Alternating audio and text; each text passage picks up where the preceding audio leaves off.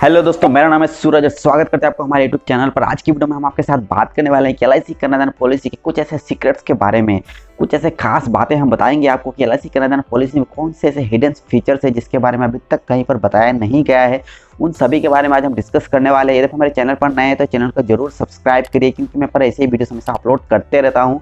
और कन्यादान पॉलिसी कुछ ऐसे सीक्रेट्स के बारे में मैंने ऑलरेडी एक पहले वीडियो में बताया हुआ है। यदि आपने अभी तक उस वीडियो को नहीं देखा है तो जल्दी से उस वीडियो को देखें और उन सीक्रेट्स और उन डिटेल्स के बारे में जानें। उन इन्फॉर्मेशन के बारे में आपको जरूर जानना चाहिए कि एलआईसी कन्यादान पॉलिसी में क्या है, ऐसे बेनिफिट्स क्या है, ऐसे सीक्रेट्स और कौन से ऐसे लॉस है, उनके कौन से ऐसे कंडीशन है, इन सभी के बारे में आपको जरूर पता होनी चाहिए। तो आज की वीडियो में हम ऐसे फिर, और उस वीडियो में मैंने पहले ही 10 ऐसे सीक्रेट्स के बारे में बात की है, तो आज की जो वीडियो इसमें भी 10 ऐसे बातें आपको हम बताएंगे एलआईसी कन्यादान पॉलिसी से रिलेटेड, कुछ ऐसे खास बातें जो आपको शायद आपने पहले कभी तक आपको पता नहीं चला होगा। तो वीडियो पर ऐसे ही बने रहिए, चैनल को सब्सक्राइब करके रखिए। चलिए वीडियो को शुरू करते हैं और बात करते हैं 10 ऐसे बातें कन्यादान पॉलिसी से रिलेटेड। तो सबसे पहले नंबर 1 में हम बात करेंगे कि एलआईसी कन्यादान पॉलिसी की जो मैच्योरिटी के जो बेनिफिट्स है, इसके बारे में हम बात करते हैं। एलआईसी कन्यादान पॉलिसी में जो मैच्योरिटी के बेनिफिट्स है ये कब मिलता है? जब पॉलिसी मैच्योर हो जाता है तब, यानी कि जो पॉलिसी की जो टर्म लिया जाता है उस टर्म को खत्म होने के बाद, जब पॉलिसी टर्म आपका खत्म हो जाता है उसके बाद जो पॉलिसी होल्डर है उनको मैच्योरिटी का बेनिफिट्स दिया जाता है एलआईसी की तरफ से। तो मैच्योरिटी के बेनिफिट्स में जो सम एश्योर्ड लिया जाता है ये सम एश्योर्ड उनको मिल जाता है, और उस सम एश्योर्ड के बाद उसके साथ ही जो बोनस है, इंटरेस्ट है, इसके बाद एफएवी है, ये सभी बेनिफिट्स, ये जो बोनस है ये सभी उनको मैच्योरिटी के टाइम में दे दिया जाता है। तो मैच्योरिटी लेने की जो प्रोसेस है बहुत ही सिंपल है। जो पॉलिसी बॉन्ड है उस वक्त जमा करना पड़ता है। उसके बाद जो पॉलिसी होल्डर का जो पैन कार्ड है, उनका जो बैंक खाता है, बैंक पासबुक या फिर कैंसिल चेक, और जो मैच्योरिटी का जो फॉर्म है ये सभी सबमिट करने के बाद मैच्योरिटी का जो भी पैसा है ये आपका पॉलिसी होल्डर का अकाउंट में ट्रांसफर कर दिया जाता है एलआईसी की तरफ से। नंबर 2 में हम बात करने वाले हैं कि कन्यादान पॉलिसी की जो एक्सीडेंट एंड डिसेबिलिटी बेनिफिट के बारे में। ये एक तरह की बेनिफिट है जिसे शायद आपको पता नहीं है, तो चलिए इस बारे में हम बात कर लेते हैं कि जो एक्सीडेंटल एंड डिसेबिलिटी बेनिफिट है ये क्या है। कि जब जैसे कि मैंने पिछले वीडियो में बताया था कि एक्सीडेंटल डेथ बेनिफिट है कन्यादान पॉलिसी में, उसके साथ ही साथ अभी हम बात कर रहे हैं कि एक्सीडेंट एंड डिसेबिलिटी बेनिफिट, यानी कि एक्सीडेंट हो के अगर पॉलिसी होल्डर का डेथ होता है तो नॉमिनी को एक्सीडेंटल डेथ बेनिफिट जो है वो मिल जाता है। लेकिन वहीं पर अगर पॉलिसी होल्डर का एक्सीडेंट होता है और एक्सीडेंट होने के बाद जब उनका डेथ नहीं होता है, तो डेथ नहीं होने के बाद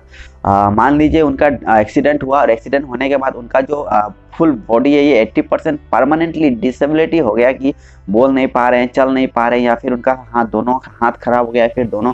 पैर उनका पूरा खत्म हो गया, तो इस तरह कुछ होता है 80% परमानेंटली अगर डिसेबिलिटी होता है तो उनको ये एक्सीडेंटल एंड डिसेबिलिटी का बेनिफिट्स उनको दिया जाता है। तो इस बेनिफिट्स में सबसे नंबर 1 में क्या है कि उनको आगे की जो भी प्रीमियम है ये सभी वेव्ड हो जाता है, यानी कि प्रीमियम जमा नहीं करना है, सभी प्रीमियम माफ़ कर दिया जाता है। नंबर 2 में क्या है कि नंबर 2 में उनको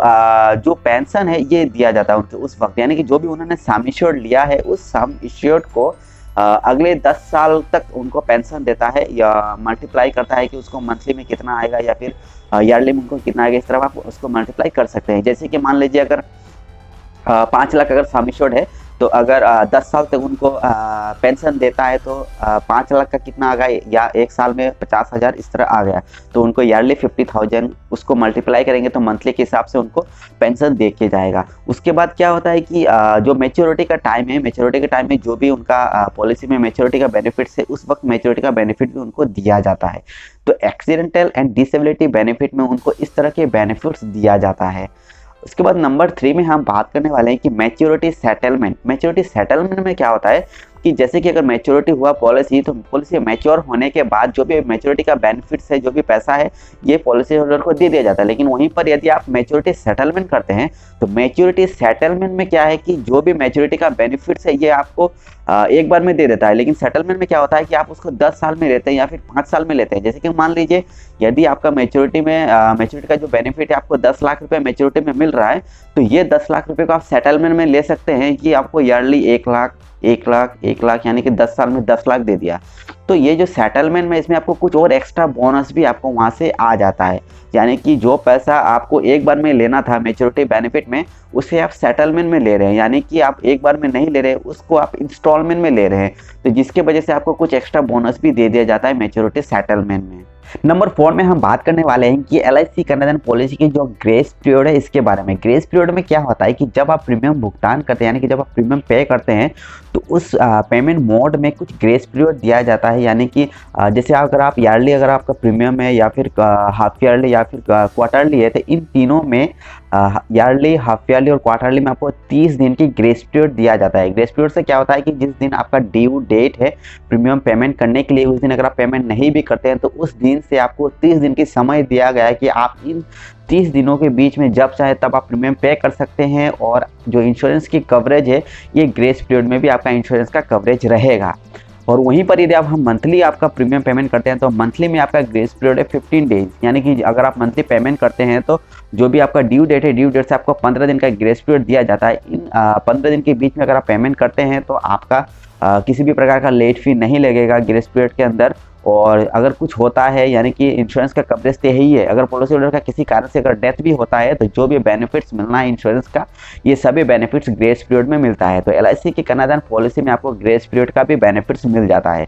नंबर 5 में हम बात करने वाले हैं LIC पॉलिसी में क्या रिवाइवल कंडीशन दिया गया है। यदि कोई कन्यादान पॉलिसी को लेता है और उसके लेने के बाद कुछ साल प्रीमियम जब पे कर लेते हैं और उसके बाद अगर वो पैसा नहीं जमा कर पाते और पॉलिसी उनका बंद हो जाता है तो रिवाइवल करना पड़ता है, यानी कि कब कैसे रिवाइवल करना, इस बारे में हम बात करते हैं। इस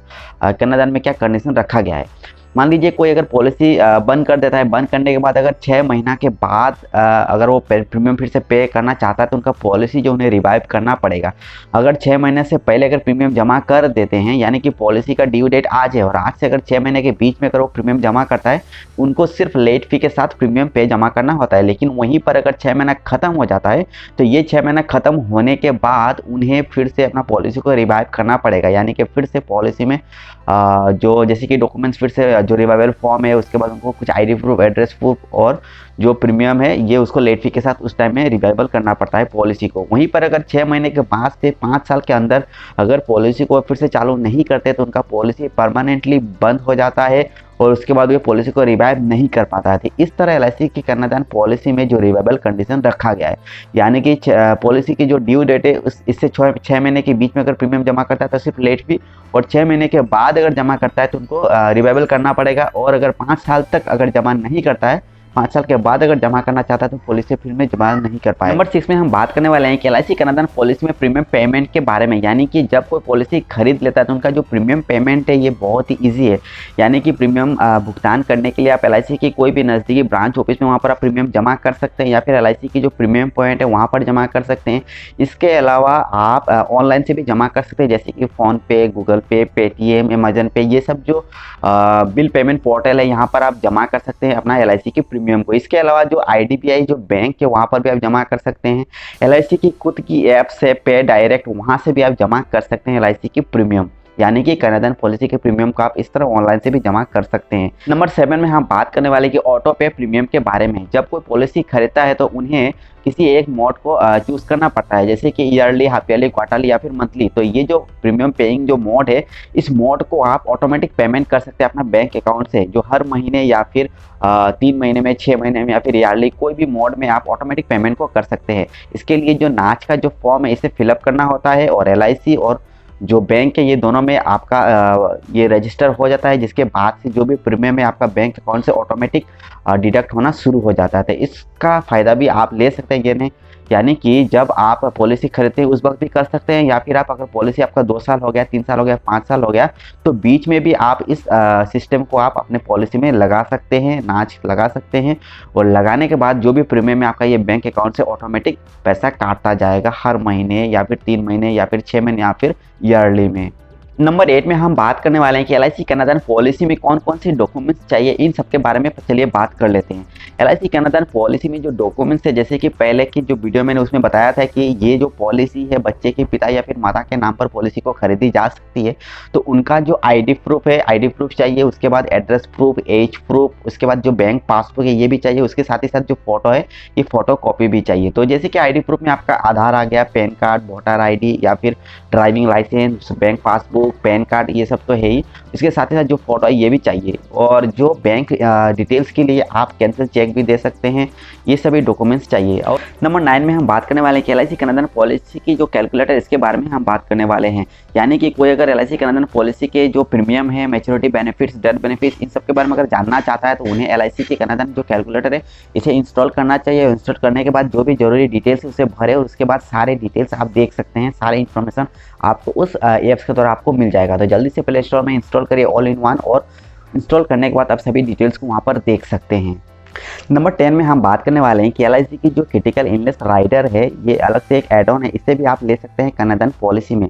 इस एड ऑन में अलग से एक बेनिफिट्स मिलता है कुछ बीमारियों की, जिसके बारे में हम आगे बात करने वाले हैं कि ये राइडर क्या है, इसमें कौन से बेनिफिट्स मिलते हैं, आपको कैसे ले सकते हैं, इसका प्रीमियम कितना पड़ेगा, इस बारे में हम पूरी जानकारी देने वाले हैं